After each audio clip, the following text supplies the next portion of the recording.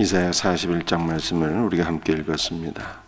어제 제가 말씀드린 대로 이사야 40장부터 마지막 장까지 총 27장은 위로와 소망과 회복에 관한 말씀이라고 설명을 드렸죠. 오늘 본문 말씀은 하나님께서 한 사람을 일으키셔서 이스라엘을 회복시키실 것이라 라고 하는 것을 말씀하고 있어요. 2절 말씀 한번 읽어드리겠습니다. 누가 동방에서 사람을 일깨워서 공의로 그를 불러 자기 발 앞에 이르게 하였느냐. 열국을 그 앞에 넘겨주며 그가 왕들을 다스리게 하되 그들이 그의 칼에 티끌 같게 그의 활에 불리는 초계 같게 하매. 여러분들이 하나님께서 동방에서 일으키시는 한 사람은 고레스를 의미하는 것이죠. 고레스 왕이 결국에는 바벨론을 무너뜨리고 열방을 심판하며 그 가운데 이스라엘이 회복될 것을 예언하는 것이죠. 남유다가 바벨론에 의해서 멸망을 당하게 되었는데 이제 하나님께서 메데바사에 고레스를 일으키셔서 그를 통하여 바벨론이 심판을 받게 되매 이제 이스라엘이 회복되어서 다시 고국으로 돌아오게 될 것을 말씀하는 것이 이사야 41장 내용의 말씀인 것입니다.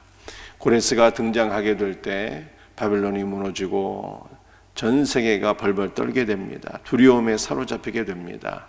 이럴 때 이스라엘이 어떻게 해야 될까라고 하는 것을 교훈하는 것이 이사야 41장 말씀인 것입니다. 8절 말씀을 제가 한번 읽어드립니다. 그러나 나의 종 너 이스라엘아, 내가 택한 야곱아, 나의 벗 아브라함의 자손아. 이 8절 말씀에 보게 되면 하나님께서 이스라엘을 세 가지로 호칭하고 있는 것을 볼 수가 있습니다. 나의 종 너 이스라엘아, 이렇게 말씀하셨죠. 나의 종. 여러분들, 종이라고 하는 것은 하나님의 말씀에 순종해야 될 의무가 있는 자이죠.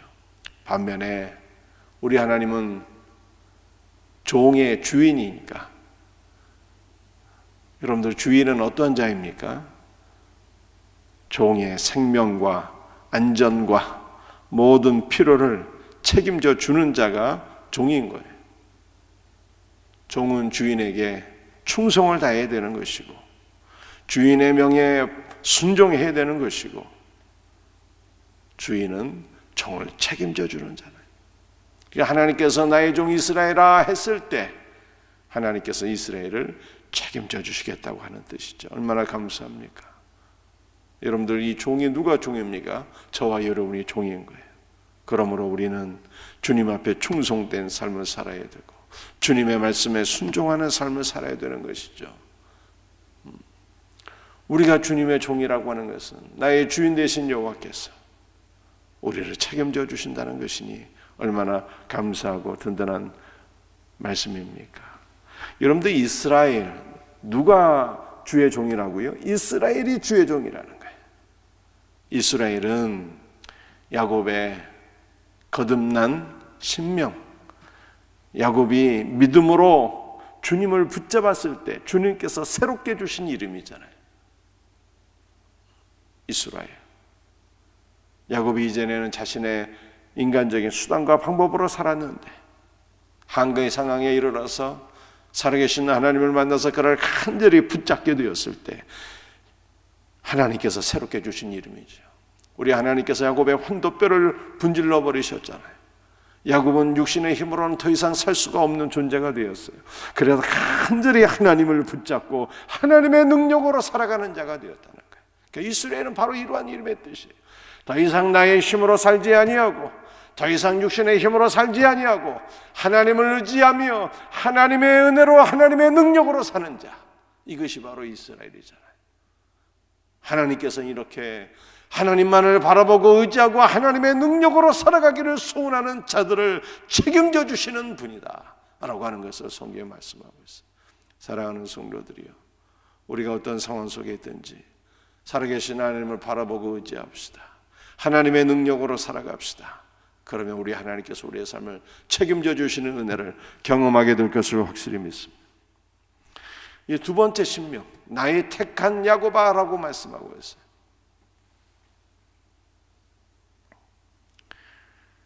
우리 하나님께서는 택하신 자녀를 절대로 버리지 않아요. 얼마나 감사합니까?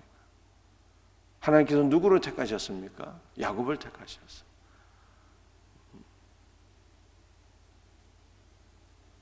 리브가가 이삭과 더불어 결혼하여서 20년 만에 자녀를 출산했는데 뱃속에 요동치는 거예요. 이게 도대체 무슨 일인가 하여서 하나님께 기도하며 하나님께서 말씀하시기를 내 뱃속에 쌍태가 있다는 거예요. 두 아들이 있는데 큰 자가 작은 자를 섬기리라. 내가 큰 자는 미워하였고 작은 자는 사랑하노라. 하나님께서 그렇게 말씀하셨잖아요. 그 작은 자가 누구입니까? 야곱이에요. 야곱이 무슨 선을 행하기도 전에 하나님께서는 야곱을 선택하셨고 야곱을 사랑하셨다는 거예요. 여러분들, 이스라엘은 거듭난 야곱의 새로운 이름이 있잖아요. 더 이상 육신으로 살지 않고 하나님의 은혜를 의지하며 살겠노라고 하는. 근데 야곱은 어떤 이름입니까? 야곱은 야곱이 변화되기 전의 이름이잖아요.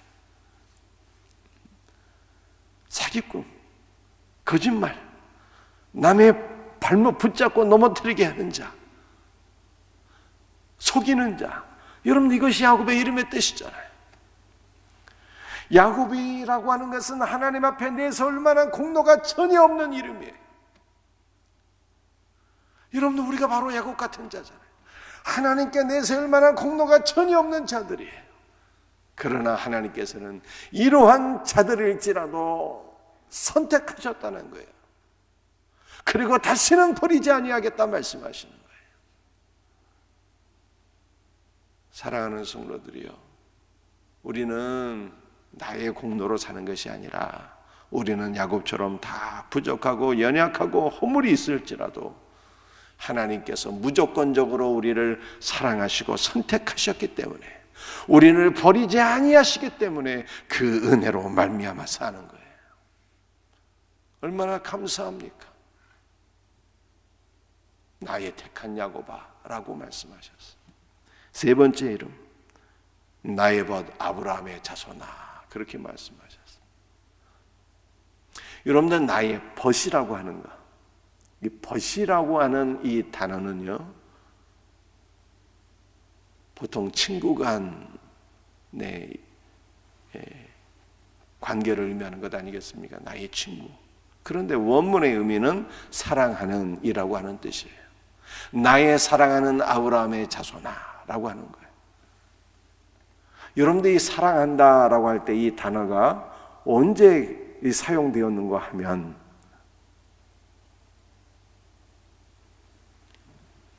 아브라함이 이삭을 사랑했을 때, 아브라함이 이삭을 하나님 앞에 번제물로 바치잖아요. 칼을 빼어 그를 제물로 하나님께 드리려고 했는데 하나님께서 아브라함을 만류하시잖아요. 아브라함아, 아브라함은 내 손을 거두라. 그렇게 말씀하시잖아요. 그런데 이게 아브라함이 하나님 앞에 이삭을 제물로 바칠 때 하나님께서 뭐라고 말씀해요? 내 사랑하는 내 아들 이삭을 하나님께 제물로 바치라고 그러잖아요. 내 사랑하는 내 아들. 그때 사용된 단어가 바로 이 단어예요. 나의 벗, 나의 사랑하는 아브라함의 자손아. 요 단어가 말이죠, 사랑하는 아브라함이라고 할 때 아브라함이 이삭을 사랑하는 그 고기에 사용되었다니까요. 여러분, 아브라함이 이삭을 얼마나 사랑했겠어요. 100세나 되어서 얻은 아들인데 눈에 넣어도 아프지 않고 목숨보다 더 귀한 아들인데 얼마나 사랑했겠어요. 오직 사랑했으면 하나님께서 그렇게 말씀하셨겠습니까? 아브라함아, 내 사랑하는 내 독자 이삭을 하나님께 바치라고 그렇게 말씀합니다. 이 단어, 그러니까 하나님께서 아브라함이 이삭을 사랑하는 그 사랑의 정도로 아브라함을 사랑하신다는 거예요. 얼마나 감사합니까?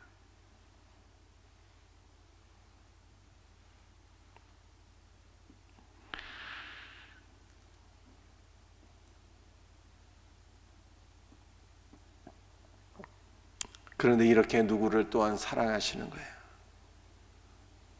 바로 이렇게 아버지께서 우리를 사랑하신다는 거잖아요.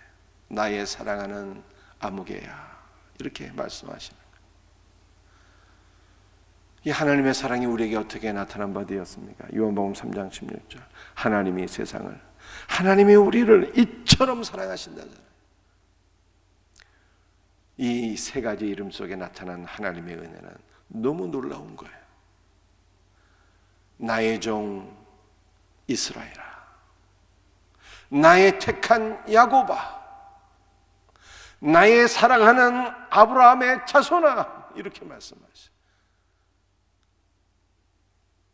이스라엘을 칭하는 이 세 가지 이름만 생각해도 은혜가 넘치게 됩니다. 9절 말씀이에요. 9절, 내가 땅 끝에서부터 너를 붙들며 땅 모퉁이에서부터 너를 부르고. 이스라엘이 우상을 숭배해서 나라가 멸망하여 바벨론에게 끌려가잖아요. 땅 끝까지 끌려가는데 내가 땅 끝에 있을지라도 내가 너를 부르리라, 이렇게 말씀. 그런데 이 땅 끝이라고 하는 단어는요, 단순히 문자적으로 땅 끝만이 아니라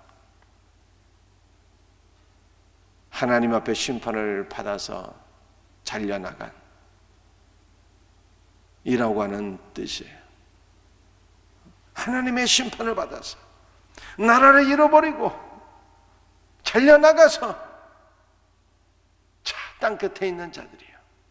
네가 하나님의 심판을 받아서 잘려나갔을지라도, 은혜의 자리에서 멀어졌을지라도 내가 너를 다시금 불러서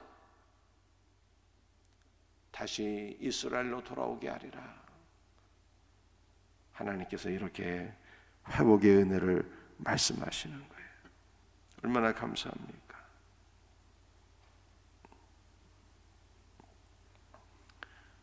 10절 말씀, 마지막으로 10절 말씀 제가 읽어드립니다. 두려워하지 말라, 내가 너와 함께함이라. 나의 종 이스라엘, 나의 택한 야곱, 나의 사랑하는 아브라함의 자손아, 두려워하지 말라, 내가 너와 함께함이라, 이렇게 말씀합니다. 여러분들, 우리 하나님께서 언제나 우리와 함께 하시고요, 어디서나 우리와 함께 하시고요, 어떤 상황 속에서도 우리와 함께 하시는 거예요. 이것을 기억하셔야 돼요. 그러면 우리는 두려워하지 않게 돼요. 마음의 평안을 누리게 됩니다. 언제나 나와 함께 하시고, 어디서나 나와 함께 하시고, 어떤 상황 속에서도 나와 함께 하시는 하나님을 생각할 때 우리는 어디를 가도 담대한 거예요. 우리는 언제나 담대한 거예요. 우리는 어떤 상황 속에서도 담대할 수가 있어요. 놀라지 말라, 나는 내 하나님이 되리라. 내가 너를 굳세게 하리라. 여러분도 굳세게 한다는 말이요, 영육간에 강건하게 하신다는 뜻이에요. 영육간에. 여러분도 우리 교회 안에 연약한 지체들이 얼마나 많이 있습니까? 그러나 이 말씀이 우리의 소망인 것이죠. 내가 언제나 어디서나 어떤 상황 속에서나 너와 함께 할 것이고, 내가 너를 굳세게 하리라. 전능하신 하나님께서 우리를 영육간에 강건하게 하신다고 말씀하고 있어요. 이 놀라운 은혜가 우리 모든 연약한 성도들에게 임할 수 있기를 주 예수의 이름으로 축복합니다. 그리고 우리 하나님께서 말씀하시잖아요. 내가 너를 도와주리라. 도와주리라. 전능하신 하나님께서 우리를 영육간에 도와주시겠대요. 그러므로 이스라엘이 회복되지 않을래야 않을 길이 없는 거예요. 그러니까 우리는 약속의 말씀을 붙잡고 소망하며 회복을 위하여 믿음으로 기도해야 되는 거예요. 이 놀라운 은혜가 있기를 주 예수의 이름으로 축복합니다. 오늘 세 가지 하나님께서 우리를 부르시는 이름, 나의 종 이스라엘아, 나의 택한 야곱아, 나의 사랑하는 아브라함의 자손아를 기억하십시다. 우리 하나님께서 언제나 어디서나 어떤 상황 속에서나 내가 너와 함께하리라 라고 하는 말씀을 기억하십시다. 내가 너를 굳세게 한다고 하는, 내가 너를 영육간에 강건하게 하고 내가 너를 영육간에 도와주리라고 하는 말씀을 기억하십시다. 이 약속의 말씀을 붙잡고 기도하는 복된 새벽이 되기를 주 예수의 이름으로 축복합니다. 기도하시겠습니다. 아버지 하나님 감사합니다. 오늘 주신 약속의 말씀을 붙잡고 저희들이 간절히 기도합니다. 주님께서 언제나 어디서나 어떤 상황 속에서나 우리와 함께 하심을 믿습니다. 영육간에 우리를 치료하시고 강건하게 하시고 전능하신 하나님께서 능력의 손으로 우리를 붙잡아 주시고 도와주실 것을 믿습니다. 연약한 지체들을 안수하시고 치료하시고 주의 은혜로 말미암아 회복되게 하시고 하나님 앞에 쓰임받는 귀한 믿음의 복된 삶을 살아가게 하소서. 오늘 이 새벽에도 주 예수의 보혈로 우리를 덮으시고 주의 권능으로 우리를 붙잡아 주옵소서. 모든 것 감사하옵고 거룩하신 예수 그리스도의 이름 받들어 간절히 기도드립니다. 아멘.